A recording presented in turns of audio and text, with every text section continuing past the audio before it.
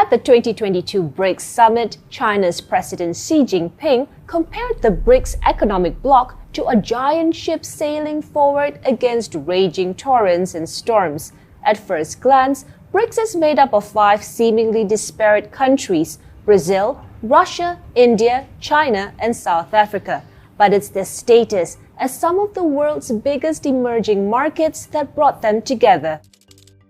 The BRICS nations have a gross domestic product of more than $24.7 trillion. For context, that's about $1.7 trillion bigger than the GDP of the United States and a quarter of global GDP. The 5 countries also make up 2/5 of the world's population, or 3.2 billion people. The BRICS started as a very heterogeneous group. There was never internal coherence. Every year there's a BRICS summit, and every year somebody predicts its demise. Having said that, these countries have still stuck together for longer than anybody had predicted. The world has changed drastically since BRICS first came together. There has been a pandemic, political upheavals, and a war waged by a key BRICS member. So how did this economic bloc form, and what's in its future? It might come as a surprise that BRICS wasn't the brainchild of its members.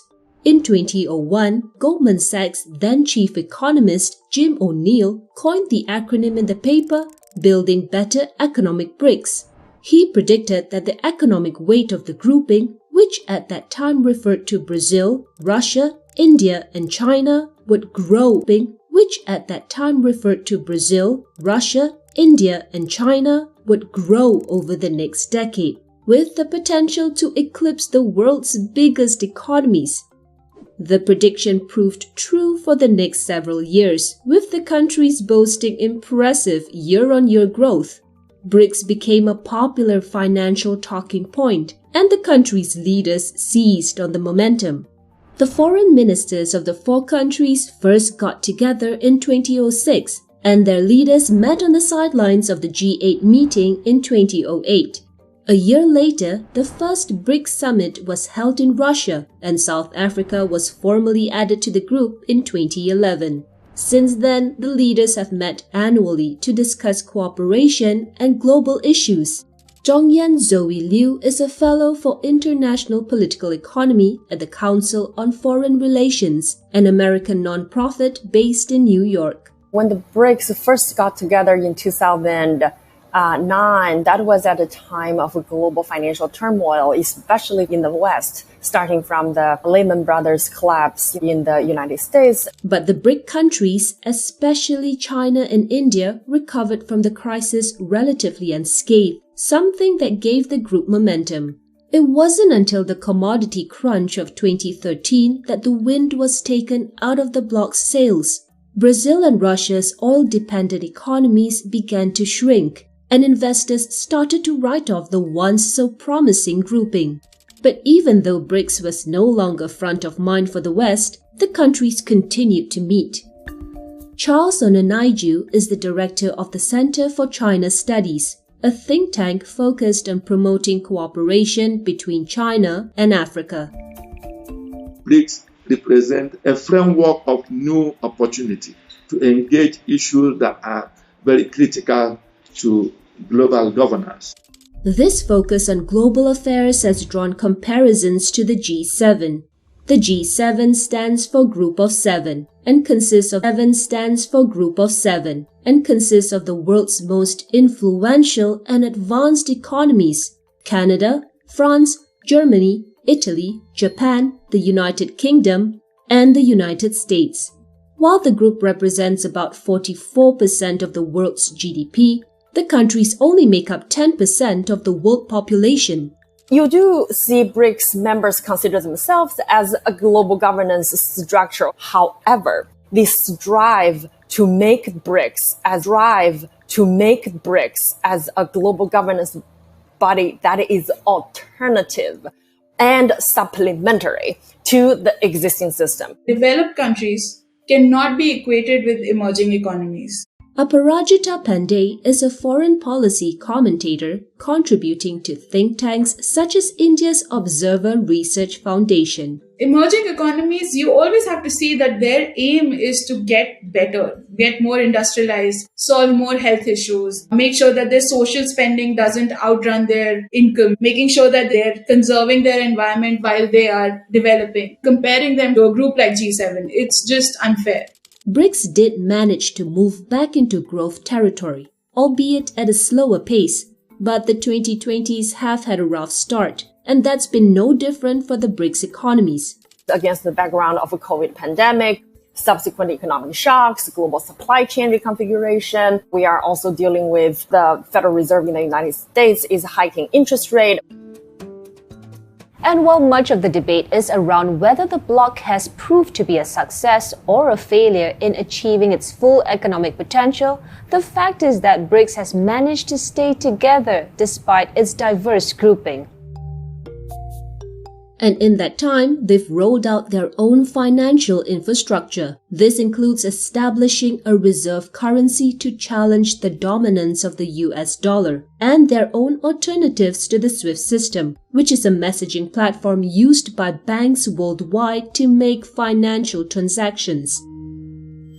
After Russia's annexation of Crimea back in 2014, that was the time when leaders in Europe started to contemplating the idea of, hey, how about we resort to the nuclear option, kicking Russia and Russian banks off the SWIFT system? So that was the time when Russia started to putting together the alternative transaction infrastructure. So that for Russia, mostly motivated by geopolitical reasons. The case for China is really different. Back in the early days of renminbi internationalization, the real pain for Chinese banks, especially the smaller banks, they did not have a stable connection to the SWIFT system.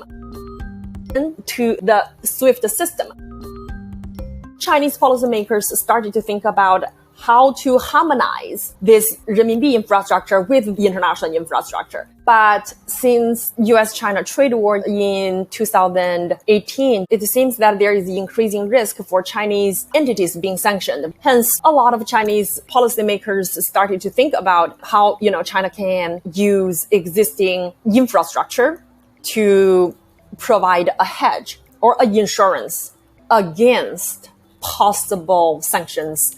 And then there's the New Development Bank. The NDB was set up by the BRICS countries in 2015 to support infrastructure and sustainable development projects in BRICS and other emerging or developing countries. Since its inception, the Shanghai-headquartered lender claims to have funded almost $32 billion in projects ranging from clean energy, urban mobility, transport to digital infrastructure. Those are indeed emerging markets' attempt at establishing their own alternative financial governance body as an alternative to the existing legacy institutions like the World Bank and IMF and all that. In order for a country to raise capital in international market, you have to be evaluated based upon sovereign risk, sovereign credit rating, and so on and so forth. Hence, if you don't necessarily have a good credit rating, in many ways, you cannot raise funds cheaply, or sometimes you just simply cannot raise funds. Specifically for emerging economies, it is difficult to meet the eligibility criteria for such loans from the IMF. And even if they do meet those criteria, the kind of austerity measures that come with it, the kind of loss of sovereignty for a country that comes with it, it's almost devastating. The head of African Development Bank has mentioned that Africa would need about $100 billion investment in infrastructure on a yearly basis to close the infrastructure gap. The new development bank is providing liquidity and lending to developing countries, even beyond immediate BRICS family. In 2021, the NDB expanded to include Bangladesh, Egypt, the United Arab Emirates, and Uruguay as new members, potentially benefiting more than 280 million people in the 4 countries. There's also talk around expanding the BRICS grouping too. China's leading the discussion around growing the bloc, naming countries like Indonesia as potential new members, and with Iran and Argentina applying to join BRICS, could a new formation of emerging market economies be possible? So China has floated the idea of an expansion. The logical other countries to join would be the non-Western members of the G20. So that takes you to Mexico, Saudi Arabia, Turkey. There's a range of larger emerging economies which are part of these other groupings. And what China, I think, ideally would like would be to have a substantial grouping of emerging and developing economies that would act as a counterweight to those international bodies that have the United States and its allies at their heart. Since 2013, non-BRICS countries have been invited to attend the annual summit, and China proposed a BRICS Plus framework in 2017. Other countries that have expressed interest in joining an expanded BRICS Plus framework include Nigeria, the UAE, Saudi Arabia, Kazakhstan, and Thailand. Even when BRICS was formed, these countries were not on an equal footing. These countries came together because there was a prediction that these economies were going to grow. Also because they realized that they had a certain amount of power when it came to the construction of a multipolar world. Even now, when we are looking at these countries that want to join BRICS, they are not on an equal level playing field at all. The only thing that this signifies is that countries are at different positions in their journey, politically or economically, can come together and work towards a common goal, which is providing an alternative to established ways of functioning for global politics and economics. However, challenges still loom.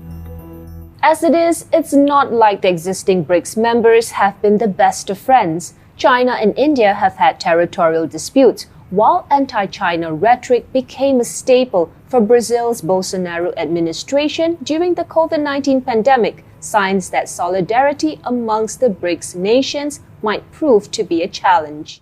This is the first time of a BRICS summit when a key member, Russia, is waging war against another sovereign state and has since been put under severe punitive sanctions imposed by the West. India, China, South Africa, they all abstained from a UN General Assembly resolution condemning Russia's invasion of Ukraine. Also, the other member, Brazil, did condemn Russia, but then it also criticized the indiscriminate sanctions imposed by the West. BRICS is not a security grouping. It was never a collective military pact. It's economics. And yes, there has been anti-China rhetoric. But at the same time, Brazil is still trading with China. The BRICS solidarity is not written in stone. I believe it's a process. It's a work in progress. The BRIC is an important mechanism to manage such a geopolitical tension. Having India and China meet at BRICS is very important to keep the two neighbors talking, to keep the two neighbors focused on finding a common ground. Where do you think BRICS is positioned right now in the global order? BRICS is playing an important and visible role on the global stage. And it is obvious that this trend will continue. I think not just an alternative financial system, but a much more broad-based international financial architecture that is much more inclusive. And in that respect, I believe that even the West cannot be foreclosed from engaging the BRIC prospects. In times of geopolitical tensions, a lot of the relevance of BRICS becomes more salient than ever. It basically shows some of the countries that are concerned about Western sanctions, they need a hedging strategy, they need an insurance policy